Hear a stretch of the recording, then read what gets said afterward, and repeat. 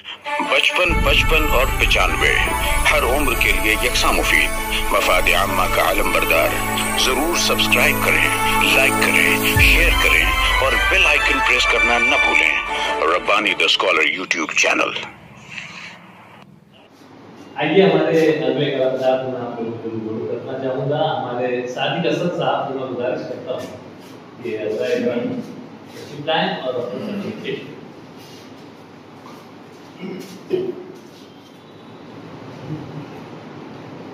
आज दो तकरीरें छोटी छोटी। क्या बात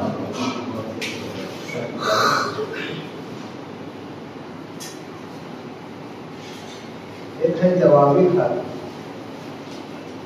अस्सलाम वालेकुम।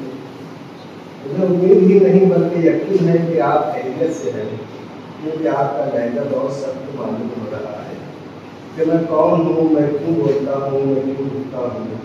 तो मैं तुम्हें इतना बता दूँ कि मैं कलमकार हूँ। मेरे अल्फाज इन दिलों पे असर है और शायद मेरी आवाज़ तुम्हारे कानों को अच्छी न लगे। वो इसलिए कि अभी आपका आसमान साफ है, अभी आपके हिस्से का सूरज उतर रहा है, आपकी राह में सायेदार दरख्तों की कतारें हैं और आपको चिरागों की रोशनियाँ मुयस्सर हैं। लेकिन सूरज की तमाज़तों से पेड़ झुलस जाए और फिजा बारूद की लू से भर जाए, आसमान बिजलियाँ गिराने लगे और चिराग अंधेरे उगलने लगे, जिंदगी तंग हो जाए और जब आप खौफ से दुबक कर अपने अतराफ के फैले हुए सन्नाटों में कुछ सुनना चाहो तो किसी कमजोर कलमकार के नर्म लहजे में ये जरूर सुनोगे, अभी कलम में है रोशनाई। वस्सलाम। आपका नहीं सारे मुल्क का सारी कसर। एक अफसाना है, इनमें दो तीन लोगों ने सुना पर सारे भगवान है। तांगा। एक घने दरख्त के साए में तांगा रुक गया था। तेज धूप की आगे तुम्हें सींटों का चक्कर काटने से घोड़े की गर्दन से पसीना बहकर उसकी अगली टांगों तक आ पहुंचा था।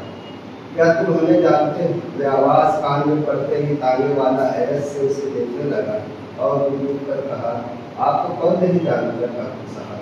ठाकुर साहब तांगे क्या और करीब होते हुए बोले, हम तफरी के लिए निकले थे और रास्ता भूल गए, काफी देर से भटक रहे हैं। क्या तुम हमें हमारे घर तक हमें छोड़ सकते हो? तांगे वाले ने बड़ी बेसारी से अपने सर को कम किया और कहा, जी जरूर मेरे बाप, आइए। ठाकुर साहब तांगे पर बैठते ही तांगे वाले ने घोड़े की पीठ पर चाकू की हल्की सी जर्ब लगाई और लगाम ढीली छोड़ दी। घोड़ा आगे बढ़ा।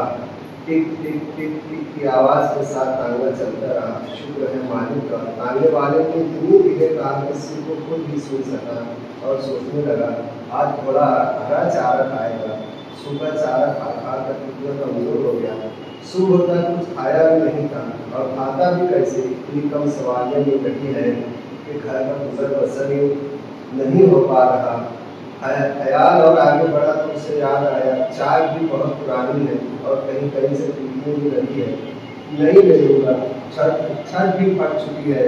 उसने तांगे की छत देखने की कोशिश की, लेकिन वो छत से थोड़ा आगे बैठा था और पीछे मुड़कर देखना मुनासिब नहीं समझा।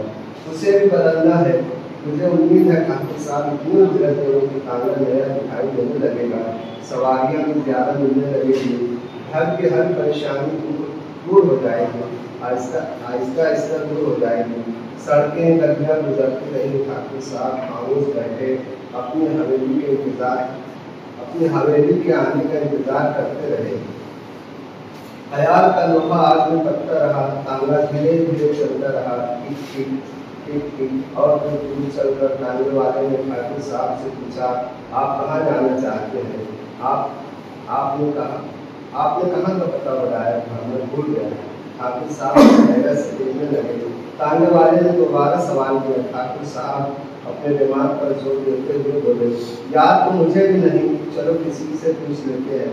तांगा सड़क के किनारे करके तांगे वाले ने लगाम खींची और चलते हुए मुसाफिर को आवाज़ देकर रोका और पूछा, क्या आप इन्हें जानते हैं? मुसाफिर ने हल्की सी मुस्कुराहट के साथ कहा, इन्हें कौन नहीं जानता है, ठाकुर साहब है। तांगे वाले ने फिर पूछा, क्या आप उनका घर जानते हैं? मुसाफिर ने फौरन जानता हूँ। और उसने एक सीट पे इशारा किया। हाफिज साहब एक दूसरी तरफ हो गए, अपनी जगह पर हाथ मारते हुए मुसाफिर से कहा, आओ यहाँ बैठकर रास्ता बताओ। मुसाफिर बिना झिझक तांगे पर सवार हो गया। एक कच्चे रास्ते की तरफ मुड़कर तांगा चलने लगा। टिक टिक टिक टिक। हाफिज साहब किसी ख्याल में दूर बैठे रहे और मुसाफिर के जहन में आया, हाफिज साहब आज जरूर हवेली पहुँचकर मुझे कुछ इनाम के तौर पर देंगे और मैं जब उसे अपनी बीवी को दूंगा तो कितना खुश होगी। वो शायद जिंदगी में पहली बार इतना पैसा देखेगी। कुछ सड़कें और कुछ गलियाँ और गुजर गई। सूरज ढलान पर था और शायद इसीलिए तेजी से नीचे उतर गया। चलते चलते तांगे वाले ने गौर किया तो देखा एक बस्ती के नुक्कड़ पर कोड़ों के घेर से कुछ मर्द खवातीन कचरों के बोरे पीठ पर लाद रहे थे। तांगे वाले ने मुसाफिर से पूछा, अब किधर जाना है? मुसाफिर चौंका और उसके मुंह से ऊँट की आवाज़ निकली और वो इधर उधर देख कर बोला, शायद मैं भी रास्ता भूल रहा हूँ। हम उनसे पूछ लेते हैं। उन कचरा उठाए हुए लोगों की तरफ हाथ दिखाने लगा। मुसाफिर जल्दी जल्दी बोल गया, वो बोरे उठाए हुए तांगे की तरफ भी आ रहे थे। तांगा एक जगह रोक दिया गया। जब वो करीब आ गए तो मुसाफिर ने कहा, सुनो, क्या तुम उनको जानते हो? कचरा चुनने वाले हाफिज साहब की तरफ देखने लगे।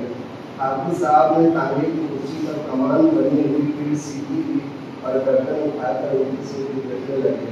बैक वक्त कई आवाजें बोली, ये तो हाफिज साहब है और इन्हें कौन नहीं जानता? क्या तुम उनकी हवेली जानते हो? मुसाफिर ने फिर सवाल किया। हाँ, सामने से कई आवाजें आई। हाफिज साहब के कहने पर कुछ तांगे की पिछली सीट पर कुछ पायदान पर खड़े हो गए। तांगा चलने लगा। थोड़ी दूर टिक की आवाज आती रही और फिर टुक की आवाज चल में तब्दील हो गई।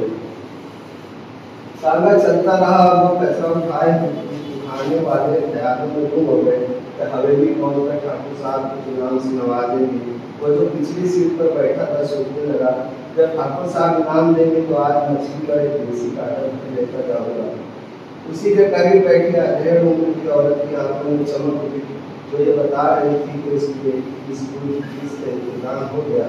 सभी अपने अपने ख्यालों में गुम थे, लेकिन तांगे वाले की तवज्जो तांगे पर थी और वो ठाकुर के एहतराम में चुप बैठा तांगा हकता रहा। चल की आवाज तेज होती गई और घोड़े की चाल कम होने लगी। तांगे वाले ने घोड़े को चाबुक नसीब किया। घोड़ा जरा सा तेज चलने के लिए अपने कदम को आगे बढ़ाया था कि हंसता हाल चाक टूट गई और घोड़ा भी उससे नीचे बैठ गया। ना कहा हादसे के सबब सारे जमीन पर आ गए। कुछ ज्यादा जख्मी हुए और कुछ को मामूली चोटें आई। जिन्हें मामूली चोटें आई थी वो ठाकुर साहब को उठाकर उनका जख्म देखने लगे। तांगे वाले को अपने जख्म से ज्यादा घोड़े की फिक्र थी जो उसे उठाने की कोशिश कर रहा था। रात से पहले का वक्त हो चुका था। इधर उधर जो खड़े थे और अपने अपने कामों में मसरूफ थे, जब उनकी नजरें उन पर पड़ी तो दौड़े चले आए और आकर तमाशाई बने रहे तब तांगे वाले की मदद करने लगे। जब घोड़ा किसी सूरत नहीं उठा तो तांगे वाले का चेहरा भूल गया, आंखें नम हो गई और वो बड़ी बेबसी से ठाकुर साहब की तरफ देखने लगा, जो भीड़ में खड़े शख्स से पूछ रहे थे, क्या तुम हमें जानते हैं?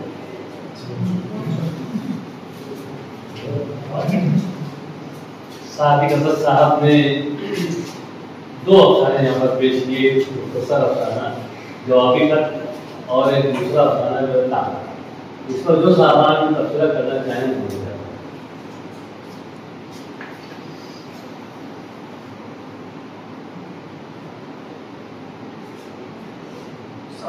साहब का अफसाना तांगा, इसे कहते हैं अफसाना। अफसाने में आप तहरारियत देखो, उसकी ज़बान देखिए, आप एहसासात देखो और मुकम्मल अफसानवी रंग में रखा हुआ अफसाना है। आपकी इस अफसाने की खासियत है कि छोटे छोटे जुमलों में बहुत बड़ी बात कह जाती है। कॉम्पैक्ट जुमले रहते हैं, बहुत ज़्यादा मजाकी अंदाज इनका नहीं रहता। और जैसे कि मिसाल के तौर पर जब जिस कर वज़ीयत से नौजवान यानी तांगे वाला जो होता है वो जो गुजरता है, जैसे उसका घोड़ा गिर पड़ता है, तो बहुत अच्छा आपने उसमें पूरी मंजर कशी सब विजुअलाइज होते हैं। इतना अच्छा अफसाना है। कि उसको अपने जख्मों से ज़्यादा घोड़े की फिक्र थी, क्योंकि उसकी वजह से तो वही उसका जरिए मार्च था। और ठाकुर कैरेक्टर में सिर्फ मैं इससे पहले शायद बोलने वाला था, ठाकुर जो कैरेक्टर है उमूमन वो ऐसे होते हैं ना, जिसको बोलते हैं बहुत ही जुल्म सितम करने वाले, नाइंसाफी करने वाले, आमतौर पर लोगों उस कैरेक्टर को ऐसा ही पाते हैं। वहाँ पे आप कुछ ऐसा रखते जैसे इस कैरेक्टर से जो तवक्कुआत दीगर लोगों की बन गई थी तांगे वाले के साथ साथ, कि ये ऐसा देंगे तो ऐसा हो जाएगा, और मैं अपना ये दारू की बोतल ले जाऊँगा, मछली ले लूँगा, और ये तांगे वाला भी सोचते हैं मैं ये बदलवा लूँगा, वो कर लूँगा। तो सिर्फ उस कैरेक्टर पर थोड़ा सा गौर करना कि ठाकुर की बजाय खान साहब को किस तरीके से लिया जा सकता है क्या, क्योंकि उम्मन तासुर यही निकल के आता है। देखा जाए तो आपने बहुत बेहतरीन अफसाना पेश किया, मुझे अफसाना बहुत अच्छा लगा। अफसानी ज़ुबान या उसूल हैज़ी अगर जिसको कहा जाता है तो सबके अफसाने इसकी बेहतरीन मिसाल है, बहुत अच्छा अफसाना है, मैं मुबारकबाद पेश करूँ।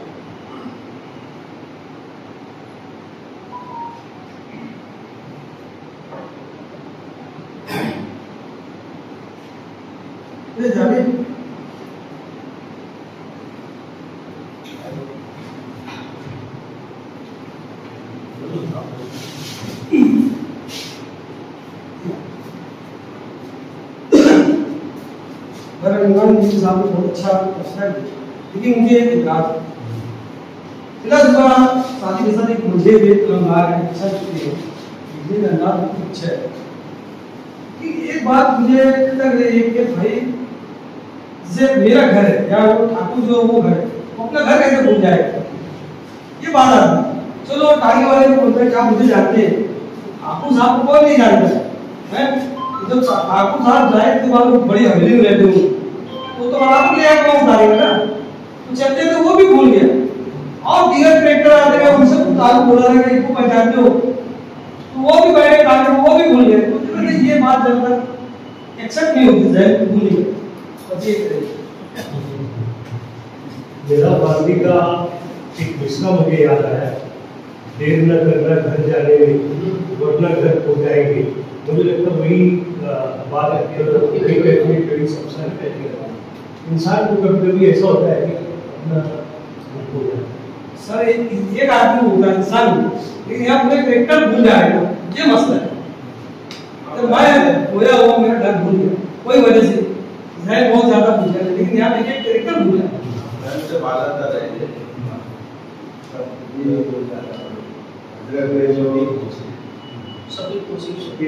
साहब ने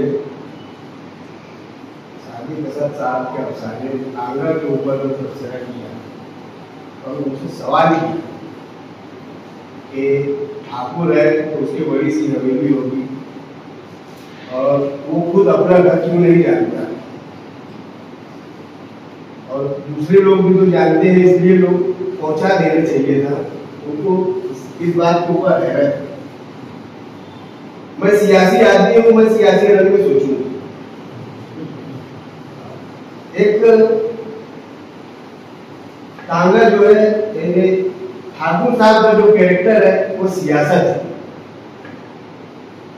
कोई कारपोरेटर बनता है, कोई एमएलए बनता है, कोई एमपी बनता है, कोई वजीर आला बनता है, कोई वजीर आजम बनता है।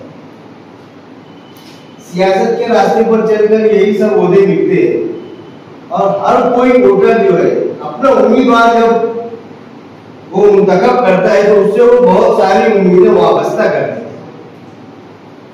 लेकिन सियासत बजाय खुद किसी ओहदे के ऊपर नहीं रहती। उसके मानने वाले, उसके जानने वाले कैरेक्टर की सूरत में अलग अलग ओहदों के ऊपर पहुंचते हैं और आखिर में हासिल किसी को कुछ नहीं होता। मेरे ख्याल से उनका सादी कदर साहब का अगर निचोड़ देखा जाए तो यही निकलता है। बहरहाल उन्होंने अपने अल्फाज के अंदर तांगे, कोचवान, ठाकुर साहब और अवाम के दरमियान उन्होंने जो रास्ता कायम किया और तांगे की जो पोजीशन पहले बयान की, घोड़े की जो पोजीशन उन्होंने बयान की, उसके बाद रास्ता भटक जाने की जो पोजीशन बयान की, आज हम लोग देख रहे हैं कोई आदमी बुलंद बांग दावे करके आगे बढ़ता है लेकिन आखिरी में 0 सन्नाटा रहता है। तो अगर मैं सियासी रंग से देखूं तो मेरी यही समझ में आ रहा है, इसी तरीके से हर एक को अपने ढंग से उस अफसाने को देखने चाहिए। बहरहाल मैं उन्हें मुबारकबाद देता हूँ, उन्होंने एक अच्छा अफसाना पेश किया।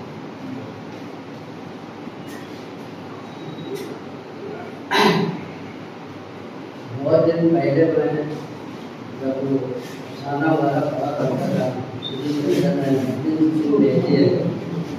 नाम पहले जब बड़े बड़े अफसाने से पढ़ा करता था, तो उनके अफसाने से मुझको अफसाना डाला। ये भी एक कामयाबी है कि किसी के तहरीर से या किसी के अफसाने से उसे मुझे हुए राइटर की कहानी या अफसाने आता है, जो उसमें उन्होंने तसल्लुक रखा है आगे का, और वो रवानी के साथ चलता रहता है। कई तसल्लुक ये अफसाने की और अफसाने रंग ये कोई पहली थी। मैं वो अफसाना पढ़ा था, मुझे याद नहीं किसका है, है कि वो एक मुसाफिर रहता है और उसकी ट्रेन लेट हो जाती है, तो वो एक गाँव में जाता है, रेडी रहती है, पुराना महल रहती है, वो खंडर में तब्दील होती है और वो वहाँ जाता है। तो उसके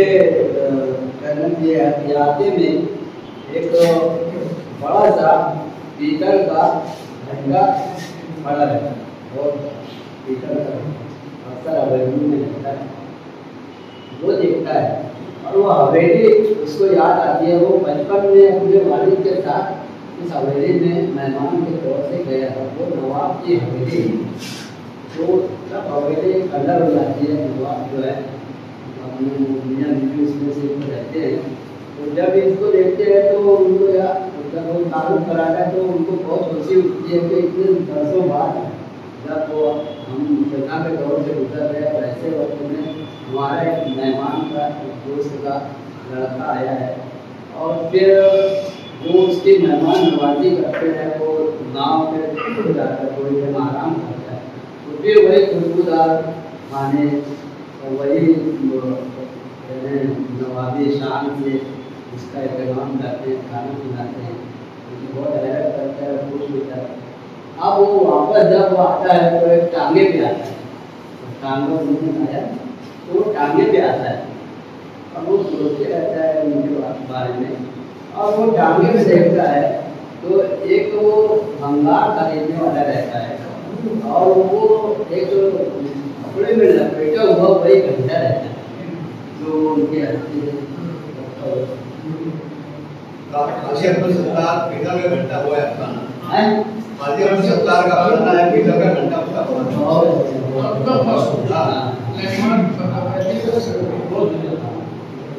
वो आगे का जो है ना, हाँ बोलिए। तो शादी का सत्तार का अफसाना है, बहुत अच्छा अफसाना है, मुझे दीगर अफसानों की तरह मैं इसको एक तरक्की पसंद अफसाना मानता हूँ, जहाँ तक मैं समझ सका हूँ कि उन्होंने जो है सरमायादारों और मेहनत कश तबके की जो कशमकश है उसको बयान करने की कोशिश की है। ठाकुर जो है ये सरमायादारों की अलामत है, और जो नौजवान है, तांगे वाला है, और दीगर जो लोग हैं कचरा चुगने वाले और दीगर, तो वो और हवेली जो है वो ऐश इशरत की अलामत, या कहना चाहिए कि जिंदगी में फराखी की गुजर अलामत है। ये लोग ठाकुर साहब भी जो है उनके पास ऑलरेडी सरमाया है, लेकिन वो मजीद की चाह में अपनी राह से भटक गए हैं और ये लोग उस मंजिल को हासिल करना चाह रहे हैं, माली फरावानी के लिए ये निकले हैं, उस हवेली तक पहुंचना चाहते हैं, यानी माली वसअत जो है इनको हासिल हो।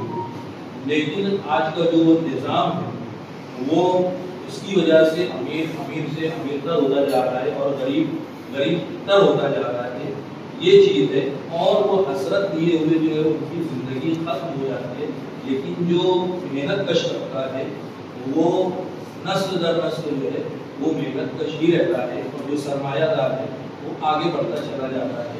मैं समझता हूँ कि ये अफसाना इस चीज़ को बयान कर रहा है, जहाँ तक मैं समझ सका हूँ एक अच्छे अफसाने के लिए शादी का संस्कार को बहुत अच्छा।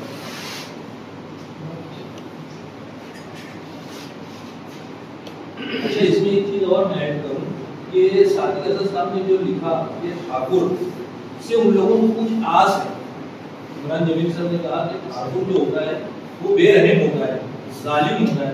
आज के हम सरमायादारों को भी देखें कि वो जालिम ही है, बेरहम ही है। आवाम का जो गाड़े तस्कीनी की कमाई है वो किस तरीके से उसको जो है वो कहना चाहिए कि अपनी तरफ मुंतकिल करना चाहते हैं, लूटना चाहते हैं, नोचना चाहते हैं।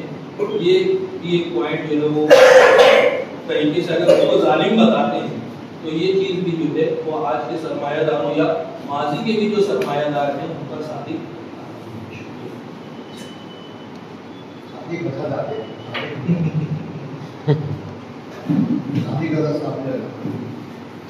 एक अच्छे मंजे हुए कलमदार हैं, अच्छे अफसाने लिखते हैं। जब भी यहाँ जो अफसाना पेश हुई उसकी इजराई हुई और उन लोगों ने उसको बहुत पसंद किया।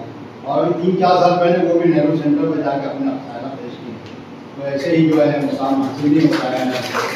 बेहतरीन अफसाने के ऊपर जो है मैं उसकी मुबारकबाद पेश करता हूँ कि आप इसी तरह से लिखते हैं और आगे बढ़ते हैं और जो भी आप जो है पेश कर रहे हैं हम उसको जो है उसकी सराहना करते हैं। आपने एक अच्छा अफसाना पेश किया, इसके लिए मुबारकबाद पेश करते हैं। उस्ताद ने जो अफसाना पेश किया मुझे बहुत पसंद आया।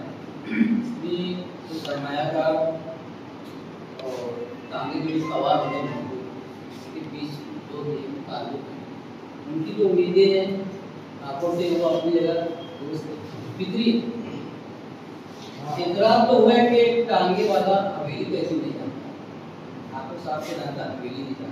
मेरे घर पर कुछ ऐसा एंगल राइटर ला सकते हैं टांगे वाले शहर में नया है, ठाकुर साहब को चेहरे से वाकिफ है लेकिन हवेली नहीं जाता, हवेली को नहीं मानता, पता नहीं मानता, तो एंगल ले सकते। अफसाने में हर जगह तजस्सुस है, अफसाने में है, मुझे बहुत अच्छा लगा। क्लाइमेक्स ऐसी जगह खत्म किया है, क्लाइमेक्स जो अफसाने ऐसी जगह खत्म किया है मतलब सामने सोच नहीं सकते, एकदम अचानक अफसाना खत्म हो जाता। मैं इसके लिए आपको मुबारक।